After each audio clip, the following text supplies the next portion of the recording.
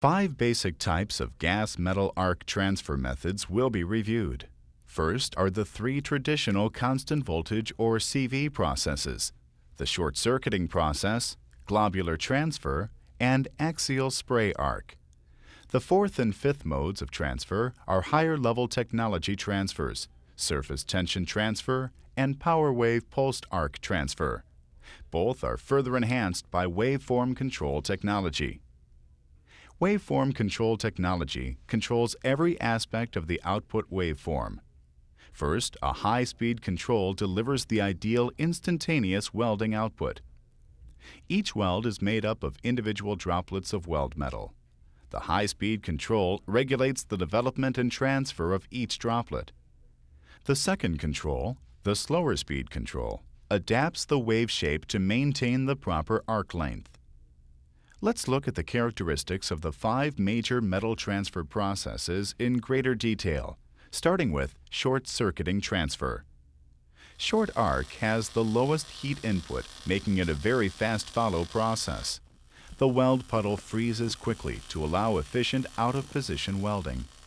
Equipment for this process is relatively inexpensive, but the short-circuit process produces some spatter, has low deposition rates, and lack of fusion is not uncommon.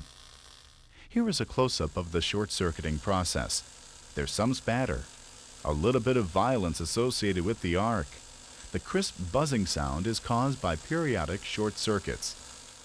By using high-speed photography, you can actually see droplets forming on the end of the electrode.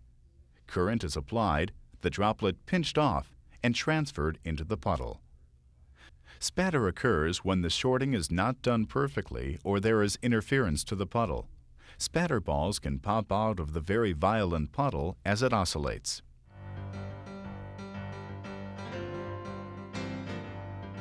Globular transfer uses higher energy levels than short arc and higher wire feed speeds. This process offers a very fast follow or high speed characteristics, high deposition rates, and very good penetration. However, when viewed up close, globular transfer exhibits extreme violence in the arc. The violence of the process is shown by the large droplet size. The arc is not forming anywhere on the droplet. A current density high enough to pinch off the droplet cannot be reached. Gravity and uncontrolled electrical magnetic fields dominate this transfer method. A droplet often wields around in space as it is pushed by the arc from one point to another. You will see violent explosions as the arc actually shorts out. The current rises high to try to pinch the droplet off, but fusion occurs and the very large droplet is thrown out of the weld zone. This violence in the process accounts for the excessive spatter. The operating range of the globular transfer method is very wide. When we increase the energy levels above globular and short arc, spray arc occurs. The spray arc transfer mode offers a very stable arc and is typically spatter-free. This is normally used on heavier plate. Advantages include high deposition, fast fill, and very deep penetration. Many metals can be welded by spray arc, including steel, alloys, aluminum, and copper.